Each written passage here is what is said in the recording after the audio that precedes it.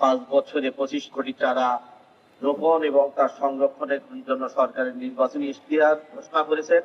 আমরা সেই ইশতেহারের অংশ হিসাবে আমরা ওয়ান চাইল্ড ওয়ান ট্রি হিসাবে আজকে এই প্রোগ্রামটা আমরা আয়োজন করেছি।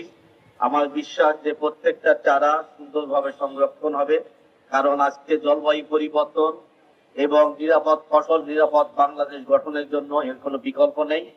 আমরা বিশ্বাস যে আমরা যারা এখানে এসেছি, আমরা সরকারের দায়িত্ব পালন করতে এসেছি এবং সরকার যেভাবে বাংলাদেশ বিনির্মাণ করতে চায় আমরা সেই কাজটা করার জন্য ছাত্রছাত্রীদেরকে আমরা উদ্বুদ্ধ করব এবং সম্মানিত শিক্ষকদের বলবো এটা যেন সামাজিক আন্দোলনে রূপান্তরিত হয়। আমরা হয়তো সকল ছাত্রকে আমরা হয়তো চারা দিতে পারছি না, কিন্তু অন্যান্য যে সমস্ত স্কুল আছে আমরা আরো কিছু চারা আমরা বিতরণ করব।